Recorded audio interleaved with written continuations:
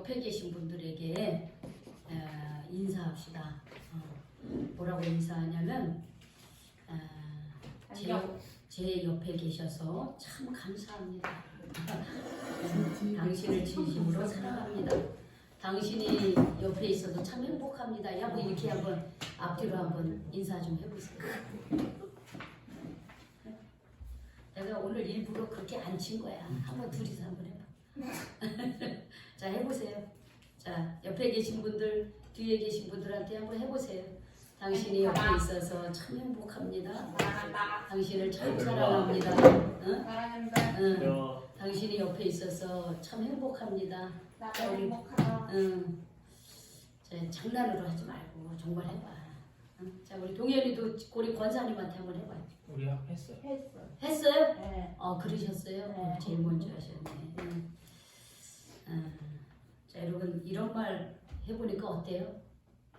어색하죠? 응? 어색하죠. 좋아요. 이제 우리 전사님 좋죠?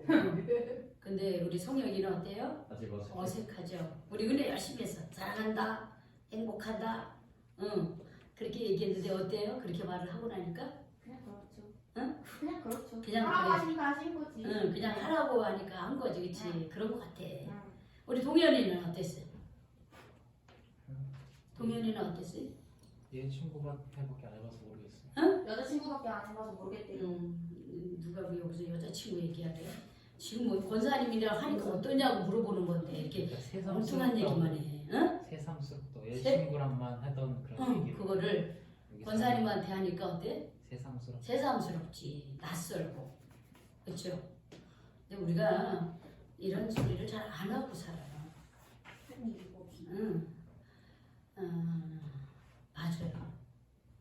할 이유가 없기에 그렇게 살아요, 여러분들이. 우리가 인생을 그렇게 살아.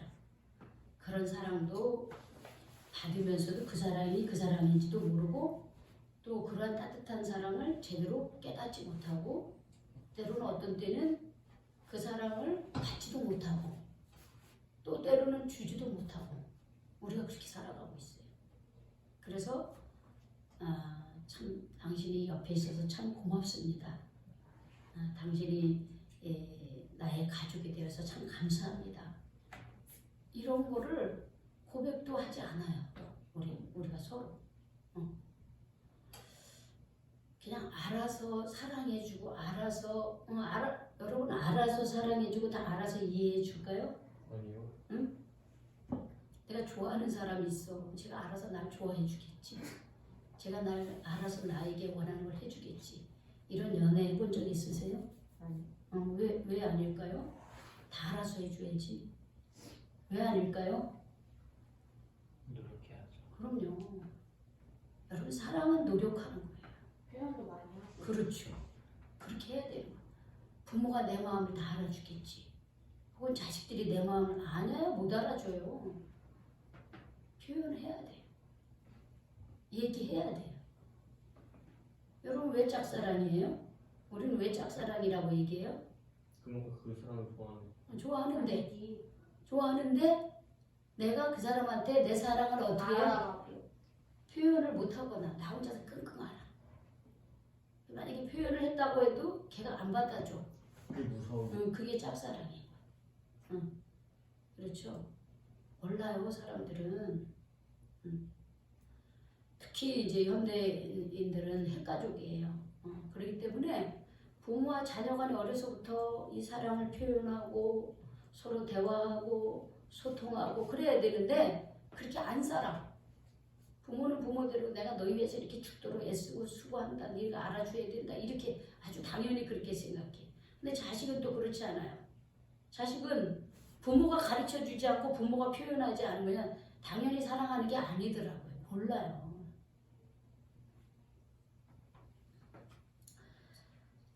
여러분 우리가 지금 옆에 있는 사람에 대해서 내가 진심으로 고맙게 생각한다든지 감사하게 생각한다든지 이런 관계에 대해서 여러분 한번 생각해 보세요. 나는 지금 옆에 있는 나의 가족에게, 부모에게, 형제에게, 친구에게 나는 어떻게 그들을 대하고 살아가고 있는가? 정말 내가 고맙게 생각하고 있는가? 감사하게 생각하고 있는가?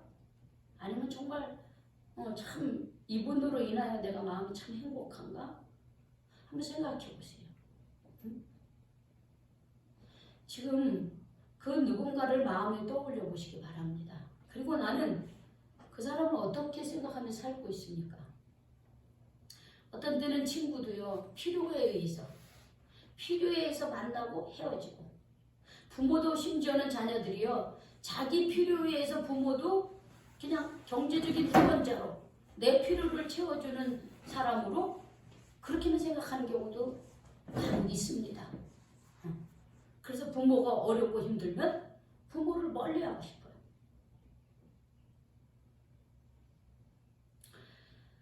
정말 내가 알고 있는 그 사람이 나를 알고 또 나도 그 사람을 이해해주고 그 사람을 정말 신뢰해주고 그 사람이 어떤 어려움이 있어도 내가 그 사람에게 친구가 되어주고 옆에 있어주고 도와줄 수 있는 그런 사랑과 신뢰의 그런 관계로 내가 그 사람하고 상대를 하고 있는지, 아니면 어떤 나의 필요에 의해서 그냥 단순하게 경제적인 유익과 필요로 인해서 그냥 그 관계를 유지하고 있는지 한번 생각해 보시기 바랍니다.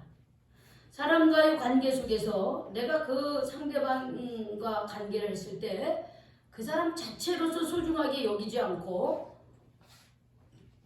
나의 필요를 채워주는 그런 관계로만 생각을 맺고 산다면은 그러면 그 관계는 사라지는 거예요. 성장하지 못해요. 그래서 은퇴한 직장 생활을 하다가 은퇴한 남자들이요, 친구가 없다는 거예요. 왜 친구가 없냐? 우리 생각에는 얼마나 직장 생활 많이 하면서 많은 사람들을 대해요. 그런데 친구가 없다는 거예요. 제가 직접 물어봤어요. 은퇴한 분한테. 그럼 왜 친구가 없냐? 그 사람들은 사업 파트너로 한 거지 내 마음을 준 것은 아니다, 그렇게 표현하더라고요. 그러니까 사업을 자기가 은퇴하니까 이제 사업 파트너가 아닌 거야. 그러니까 친구가 아닌 거예요. 그냥 나의 필요에 의해서 그 사람하고 그냥 친구처럼 지냈을 뿐이에요. 그럼 그 필요가 사라지면 그 관계도 떠나가는 거예요. 그러나 내가 사업 파트너이든 어떤 일을 하든지 그 사람과 어떤 신뢰와 사랑의 관계로 맺어진다면은 그 관계는 내가 직장을 퇴직을 해도 그 사람하고는 좋은 친구로 남을 수 있다라고 하는 거예요. 그래서 그 관계는 계속해서 성장할 수가 있고 계속해서 좋은 친구로 남을 수 있어요. 이와 마찬가지로 우리가 신앙생활하면서 예수님에 대해서 예수님과 나와의 관계를 내가 어떻게 관계를 맺으면서 살아가고 신앙생활하고 있는가라고 하는 거예요. 즉 나는 예수님을 어떤 분으로 고백하며 신앙생활하고 있는가. 오늘 본문에 예수님이 누구인가라고 하는 주제로 예수님과 제자들 간의 대화가 나옵니다. 자, 예수님께서 제자들에게 물어봅니다. 야, 사람들이 나를 누구라고 하느냐 하고 물어봤습니다. 그때 제자들이 이렇게 대답합니다. 예, 어떤 사람은 세례 요한이라고 하고 어떤 사람들은 엘리야라고 하고 어떤 사람들은 옛 선지자 중에 한 사람이 다시 살아났다고 그렇게 얘기합니다. 그래요. 즉 이 말은 당시 많은 사람들이 예수님을 세례 요한처럼 엘리야 선지처럼 그렇게 위대한 사람으로 그렇게 인정을 한다는 거죠. 능력을 행사하고 자기네들의 필요를 채워주시는 놀라운 분으로 그냥 그렇게 인식을 하고 있다는 거예요. 요즘으로 말하면 예수님은 정말 선하신 분입니다. 참 4대 성인 중에 한 사람입니다. 그분은 아주 훌륭한 교사입니다. 예수님은 아주 착하신 분입니다. 내가 어려울 때 도와주시는 분입니다. 뭐 이 정도로 우리 지식적으로 예수님을 그렇게 이해를 했다는 거예요. 그때 예수님이 제자들에게 얘기하십니다. 그래, 그러면 너희는 나를 누구라고 하느냐 하고 물으십니다. 너희는 나를 누구라고 하느냐. 그때 베드로가 이렇게 표현합니다. 하나님의 그리스도다. 하나님의 그리스도다. 하나님의 그리스도예요. 영어는 이제 조금 하나님의 그리스도라는 게 조금 이해가 안 되는데 여기 다시 번역을 하면 하나님의 아들 그리스도 이런 표현이에요. 살아계신 하나님의 아들 그리스도다 이 말이에요. 그래서 신약 성경에 보면 예수님에 대해서 표현하기를 하나님의 아들 주 예수 그리스도 이렇게 표현했어요. 바울 서신 전체에도 보면 예수가 누냐? 주 예수 그리스도다.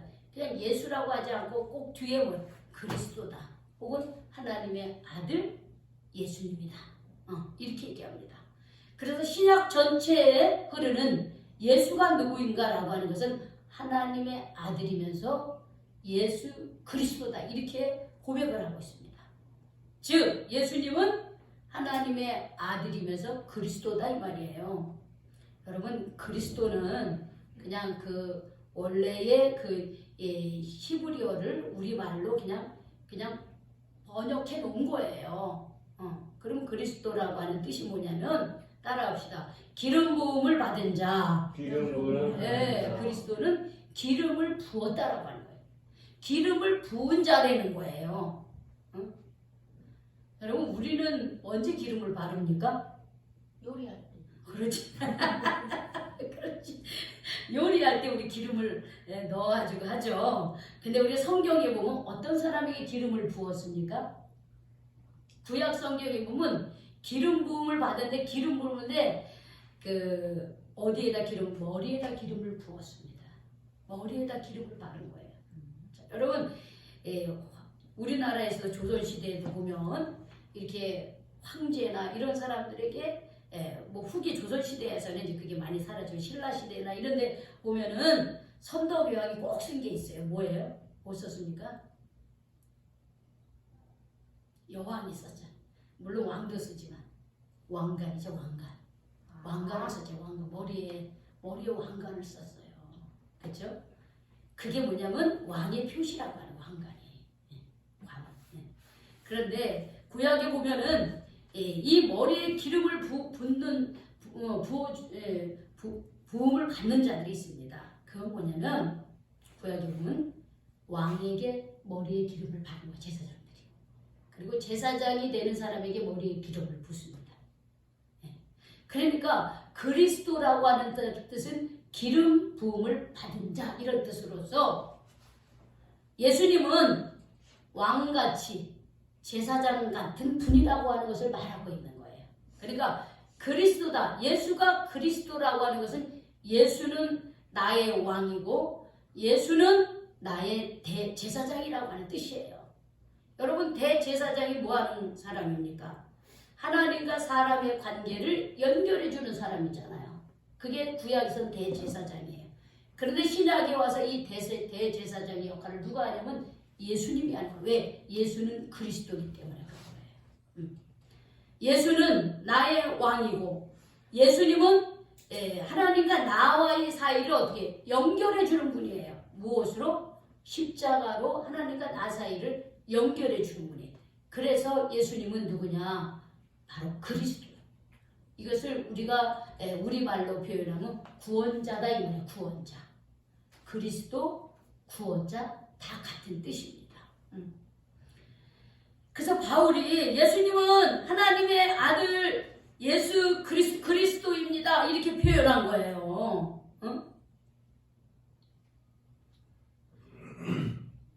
자, 여러분, 우리가 지금 교회 다니고 있죠, 우리 성도 여러분. 그런데 나는 교회 다니면서 예수님을 누구라고 고백하고 있습니까? 나도 세상 사람들처럼 예수님은 선하신 분, 위대하신 능력자, 교사, 혹시 이런 수준으로만 고백하고 있지는 않습니까? 근데 그거 가지고 우리가 정말 그거 가지고는 세상 사람들도 다 그렇게 그 정도는 알고 있어요. 예수님에 대한 이 정도의 지식은 다 알고 있어요. 그럼 우리는 그 정도에 머무르면 안 돼요. 예수님은 진정으로 나의 그리스도가 돼야 되는 거예요. 나의 왕이 되시는 거예요. 하나님과 나 사이에 죄로 인해 죽을 수밖에 없는 나를 대신한 십자가에 못 박혀 죽으심으로 예수를 믿음으로 내가 죄 사함을 받게 하는 나의 구원자, 이것을 분명하게 우리가 고백할 수 있어야 됩니다. 이것이 내 안에 고백이 되어지고 있습니까? 여러분 분명히 그런 고백이 내 안에 있습니까? 예수님이 나의 주님입니까? 왕이십니까? 혹은 반대는 아닐까요? 예수님이 나의 왕이 되는 게 아니라 반대로 예수님이 나의 종이야. 내가 왕이 되어서 하나님 앞에 내 필요만 채워주기를 바라는 그런 도깨비 방망이 뚝뚝 두들겨서 금 나와라 은 나와라 뚝딱 하고 내 기도 들어주세요. 그리고 끝이야. 내 기도만 들어주시는 하나님. 여러분 그렇게 신앙생활하고 있지 않습니까? 물론 하나님은 우리의 기도를 들으신 분이에요. 근데 우리가 우리의 기도를 들으시는 그 분에 대해서 어떤 자세를 가져야 됩니까? 감사해야죠. 그분의 내 기도를 들으시고 함께 하시는 그 하나님 앞에 우리가 왕으로 모시고 그분의 인도하심에 순종하며 살아가야 돼요. 그런데 우리는 내 기도를 들어주시는 그 분으로만 만족하고 그 하나님이 나를 이끌어가는 삶에 대해서 노하며 살아가고 있지 않습니까, 여러분들?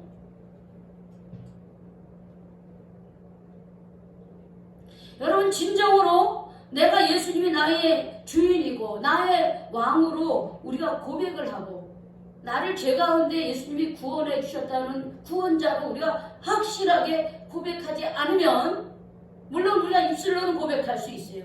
그러나 우리가 진심으로 마음으로 받아들이고 고백하고 삶으로 고백해야 돼요. 그렇게 할 때 우리는 믿음이 든든해질 수가 있는 거예요. 교회가 든든해질 수 있는 거예요. 여러분 교회는 여러분 이렇게 보이는 교회만 교회가 아니에요. 보이는 교회는 우리가 보이게 만들어서 이거 교회하고 교회로 이렇게 한 거고 실제 참된 교회는 누구냐? 우리 자신이에요. 우리 한 사람 한 사람이 교회예요. 바울이 그랬죠. 너희는 살아있는 하나님이 거하시는 성전이다 그랬어요. 여러분 성전인 이유는 뭐냐면 하나님이 그곳에 계시기 때문에 그렇습니다. 그러면 하나님이 내 안에 계시면 나도 뭐예요? 성전인 거예요. 우리는 거기까지 가야 되는 거예요. 이 교회에 나와서 우리가 예수님이 누구인지 우리가 어떤 은혜를 받고 있는지를 깨달으면 그 다음에 우리는 참된 신앙 고백을 해야 되는 거예요. 그 참된 신앙 고백을 할 때 이 교회 같은 보이는 교회가 든든해지고 또한 나 한 사람 한 사람이 교회로서의 역할을 제대로 할 수 있는 거예요. 왜? 예수님은 주는 그리스도시여 살아계신 하나님의 아들이라고 고백한 그 고백기에 예수님이 뭐냐면 내가 그곳 위에 어떻게 해요? 교회를 세우겠다 그랬어요. 사단의 권세가 이기지 못할 것이다 이렇게 말씀을 하셨습니다. 그러니까 우리가 교회를 다니면서 정말 내가 예수님을 나의 왕으로 내 삶의 왕으로 여러분 예수님이 나의 주님 나의 왕이라고 하면 나는 그 예수님한테 어떤 사람이 되는 겁니까? 나는 그분을 따르는 신하가 돼야 되고 우리가 주인의 말에 순종하는 사람이 돼야 되는 거예요. 그런 관계가 돼야 되는 거예요. 근데 하나님은 우리를 뭐라고 불렀어요? 나는 너를 종이라고 부르지 않고 누구라고 부른다 그랬어요? 나는 너를 자녀라고 부르겠다고 그렇게 말씀해 주신 거예요. 그래서 우리는 그런 하나님의 은혜에 감사하면서 우리가 정말 여기 베드로가 주는 하나님의 아들 그리스도입니다라고 고백하고 그 고백이 신약 전체를 흐르고 있어요. 하나님의 아들 그리고 그리스도 구원자 나의 구원자 나의 왕 나의 구원자 이런 고백이 우리 모두에게 진심으로 그런 고백이 있기를 바랍니다. 그 고백이 우리 신앙이 성장하는 거예요. 근데 예수님께서 그런 고백을 하신 베드로에게 이런 말씀을 하십니다. 이 사실을 아무에게도 말하지 말라 그렇게 얘기하셔요. 21절에 보면 그러면서 예수님이 이런 말씀을 하십니다. 인자가 많은 고통을 받고 장로들과 대제사장들과 율법학자들에게 배척을 받아야 한다. 또한 죽임을 당한 후 3일째 되는 날에 다시 살아날 것이다. 이런 말씀을 하십니다. 베드로가 주는 하나님의 아들이시면서 구원자입니다. 이렇게 말씀하시니까 그 말씀을 하시고 나서는 그 말씀을 듣고 나서는 이 이야기를 아무에게도 말하지 말라고 그래요. 그러면서 예수님의 그 고난에 대해서 얘기를 하시는 거예요. 십자가의 길을 얘기를 하시는 거예요. 그렇게 이 땅에 왕으로 오시고 하나님 나라의 왕으로 오시고 우리를 구원해 주시기 위해서 오신 예수님께서 그 주님께서 고난에 대한 얘기를 하시는 거예요. 여러분 세상의 왕은 어떻게 왕으로서 역할도 있지만 어떻게 해요? 어떤 그 권력이나 어떤 많은 사람들로부터 이게 추앙을 받거나 그런 게 많이 있잖아요. 우리는 보통 왕은 그렇게 하잖아요.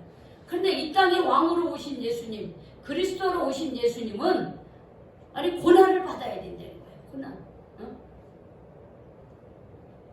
십자가의 고난을 받으신다고 얘기를 하신 거예요. 그러면 우리의 죄를 용서하시기 위해서 예수님이 해야 될 일인데 그것은 말은 십자가의 고난을 받으시는 길이었습니다. 여러분 우리가 지금 사순절 기간을 지나고 있는데 이 사순절 기간 동안에 우리 예수님의 고난에 대해서 깊이 묵상하고 함께 우리가 동참을 해야 돼요. 왜 그러냐? 여러분 예수님의 십자가 그의 고난은 이 사순절 기간에 우리가 함께 하면서 여러분 그 부활은 고난이 없이는 부활이 없다는 것을 우리가 깨달아야 되는 거예요. 구원은 세상에서 가장 가치 있는 것이기에 희생이 다른 거예요. 예수님의 희생을 통하여 우리가 어떻게 해요? 구원을 누릴 수 있었기 때문에 그럽니다. 그래서 예수님은 그 십자가를 얘기하면서 우리에게 이런 말씀을 전해주셨어요. 자, 23절 우리 같이 읽도록 하겠습니다. 시작. 또 우리에게 이르시되 아무든지 나를 따라오려거든 자기를 부인하고 날마다 제 십자가를 지고 나를 따를 것이니라. 24절 누구든지 제 목숨을 구원하고자 하면 잃을 것이요 누구든지 나를 위하여 제 목숨을 잃으면 구원하리라. 27절 시작. 내가 참으로 너희에게 이르노니 여기서 있는 사람 중에 죽기 전에 하나님의 나라를 볼 자들도 있느니라. 이렇게 얘기하시고 예수님은 자기가 십자가 질 것을 그렇게 얘기하시면서 제자들에게 이 말씀을 하신 거예요. 누구든지 너희 지금 12제자인데 누구든지 나를 따라오려거든 어떻게 하라 그랬어요? 자기를 부인하고 먼저 자기를 부인하고 매일 자기 십자가를 지고 나를 따르라 이렇게 얘기하셨어요. 십자가를 먼저 지신 예수님이 우리에게 주신 말씀은 나를 따라오려거든 자기를 부인하고 매일 자기 십자가를 지고 나를 따르라 그랬어요. 여러분 예수를 믿는다는 게 교회만 나오면 예수 믿는 게 아니에요. 여러분. 교회를 나와서 예수님을 통하여 구원을 받고 어떻게 예수님의 제자가 돼야 되는 거예요. 그럼 제자는 어떤 사람들이 제자입니까? 제자는 어떤 사람들이 제자예요? 말씀 믿고 믿음 생활 순종을 사는 사람들. 그렇죠. 네, 국어사전에 검색을 해보면 이런 말씀이 있어요. 지식이나 덕을 갖춘 스승으로부터 가르침을 받는 게 제자라는 거예요. 근데 또 하나 더 있더라고요. 예수님의 가르침을 받아 그의 뒤를 따르는 사람이 제자라고 그랬습니다. 여러분 예수님의 제자는 그냥 교회 나온다고 해서 다 제자가 되는 게 아니에요. 그럼 어떻게 제자가 되느냐? 예수님이 말씀하신 이 말씀대로 사는 사람이 제자가 되는 거예요. 예수님 뭐라 그랬어요? 나를 따라오려거든 뭐를 부인하라 그랬어요? 자기를 부인하래요. 자기를 부인하라는 거예요. 자기를 부인. 그리고 매일 자기 십자가를 지고 나를 따르라 그랬어요. 자 여러분 우리가 보통 예수님은 선한 사람이다. 예수님은 내 기도를 들어주는 사람이다. 단순히 이 정도에 머무르면 안 된다는 거예요. 우리가 나를 구속하신 그 그리스도를 나의 구주로 나의 왕으로 섬긴다면 예수님의 뒤를 따라가야 되는 거예요. 예수님의 뒤를 따라가기 위해서는 자기를 부인해야 돼요. 자기 부인이라고 하는 게 무슨 말일까요? 자기 부인이 뭘까요? 자, 예수님에게서 자기 부인은 어떤 거였을까요? 자, 예수님은 철저하게 자신의 생각대로 걸어가지 않으셨어요. 자신의 생각을 내려놓았습니다. 그리고 하나님의 뜻에 순종하며 살았습니다. 여러분 겟세마네에서 예수님이 그런 모습 보여줬잖아요. 겟세마네에서 기도할 때 십자가를 지기 전에 붙잡히시기 전에 그 기도할 때 예수님이 이런 기도하셨죠. 하나님 내가 이 십자가 지고 가지 않으면 안 됩니까? 그랬어요. 너무 힘들고 고통스러웠어요. 예수님도 너무 슬펐다 그랬어요. 너무 괴로웠다 그랬어요. 그래서 제자들에게 같이 기도해달라고 그랬어요. 제자가 너무 피곤해서 잠만 잤어요. 졸았어요.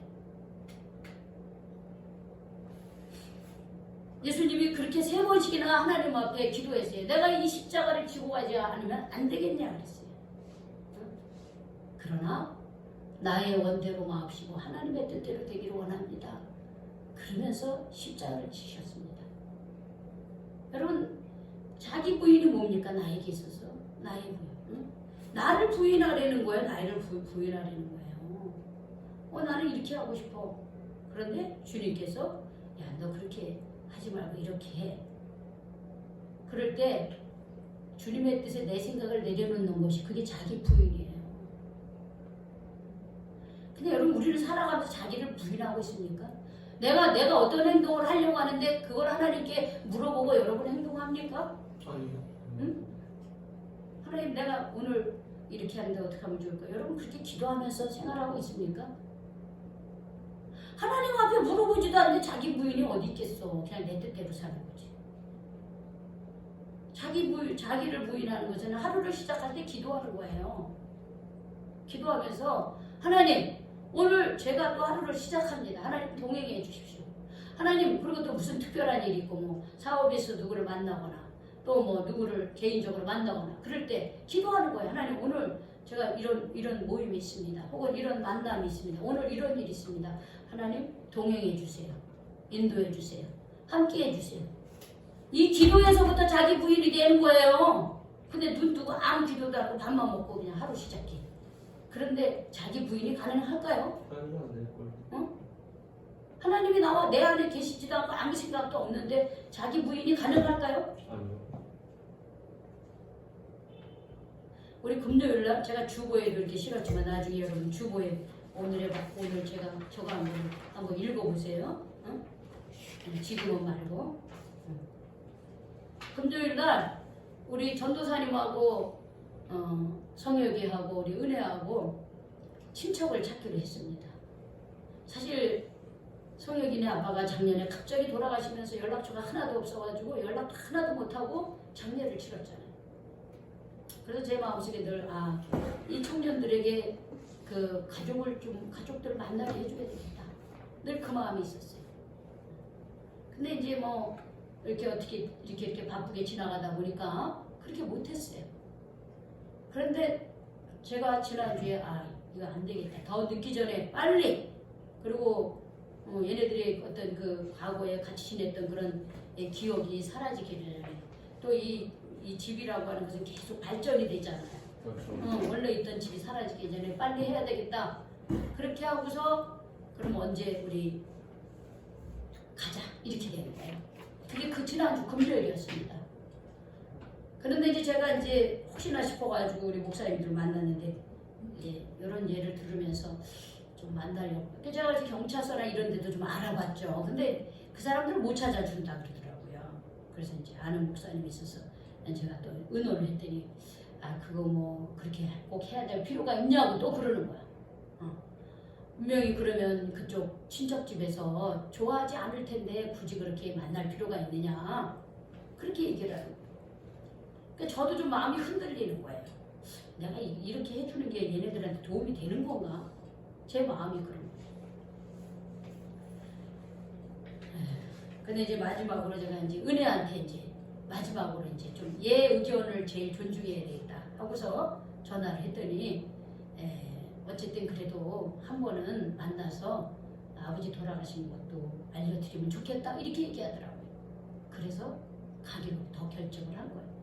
그리고 기도를 했어요. 하나님 우리의 가는 길을 하나님이 인도해달라고 이렇게 기도했어요. 왜냐하면 사람이 계획할지라도 그 발걸음을 인도하시는 건 하나님이시잖아요. 그래서 이렇게 얘네 큰아빠하고 또 고모가 있는 그 양쪽으로 이렇게 좀 가보기로 했습니다. 무작정 사실은 간 거예요. 옛날 그 기억을 더듬어서 사실은 간 거예요. 그 하나님께 의지를 했어요. 하나님 인도해달라고. 이 청년들에게 가족을 친척들이 연결될 수 있게 해달라고. 그러면서 기도하면서 갔어요. 그래서 진짜 가니까는 가면서 물어 이제 쉽지는 않았어요. 그런데 물어 가니까는 큰아빠 그 살던 그 목욕탕도 그대로 있고, 그래서 얼굴은 못 뵀지만 연락은 드렸고, 또 도봉에 있는 큰 고모도 그 가게가 그대로 있어서 또 다 만나고 왔어요. 그런데 제 마음은요, 제 마음이 예를 들어서 내가 그런 생각을 갖고 있으면서도 내가, 그리고 또 그 전날 눈이 많이 와가지고 또 내 마음속에 야 이거 또 눈이 많이 왔는데 차 끌고 가기가 사실은 부담스러운 게 있더라고요. 가지 말까. 한편으로는 그런 마음. 근데 갔는데 뭐 막 이렇게 뭐 거절하고 막 이러면 또 얘네들한테 상처 주는 거 아닐까 막. 나도 그런 거 보기 싫고. 그건 제 마음이었어요. 그런데 하나님께 맡기고 갔더니, 하나님께 맡기고 그렇게 인도하심에 순종했더니 정말 이렇게 다 연락이 되고 만나지고 잠깐이지만 화해하고 이런 모습들이 너무나 좋았어요. 만약에 제 마음속에 내가 어떤 사람들의 얘기를 듣고 혹은 내 생각으로만 판단했다고 한다면 아마 그 금요일 날 그렇게 좋은 일이 있었을까? 그건 모르는 거예요. 저는 하나님의 인도하심에, 작은 일이지만 하나님의 인도하심에 순종하며 가니까 하나님이 열매를 맺게 해주시더라 이거예요. 물론 쉽지는 않았어요. 여러분, 자기 부인이라고 하는 게 뭐 대단한 게 아니에요. 우리의 일상 속에서 내가 하루를 시작하면서 하나님께 나를 맡기는 거예요. 하루를 시작하면서 하나님, 오늘 이러한 일이 있습니다. 하나님 동행해 주십시오. 그렇게 기도하고 시작하는 거예요, 여러분들. 그래야지 내 생각대로 안 가고 이렇게 하면 좋을까? 하나님 어떻게 하면 좋을까요? 하면서 기도하는 사람들하고 토론하고 같이 의논하고, 그러면 하나님께서 지혜를 주셔서 인도를 하시는 거예요. 그런데 내가 눈 뜨자마자 그냥 텔레비나 뜨겁기고 뭐 핸드폰이나 보고 아무 생각 없이 또 하루를 시작하고, 그런데 하나님의 인도함을 받을 수 있습니까? 주님과 동행할 수 있습니까? 저는 우리 성도 여러분, 성도님들께 다시 한번 권면을 드립니다. 자기 부인을 가정에서부터 실천하시기 바랍니다. 내 삶의 자리에서 하루를 시작할 때, 눈을 뜨고 일어날 때 하루를 맡기십시오. 하루. 하나님, 오늘도 하루를 허락해 주셔서 감사합니다. 하나님, 오늘도 건강을 주시고 생명을 주셔서 감사합니다. 주님, 내 뜻대로 마옵시고 하나님의 뜻대로 제가 오늘 하루도 살아가게 도와주시옵소서. 여러분, 그렇게 기도하시기 바랍니다. 그렇게 기도하며 생활할 때 내가 하나님의 뜻 가운데서 살아갈 수가 있는 거예요.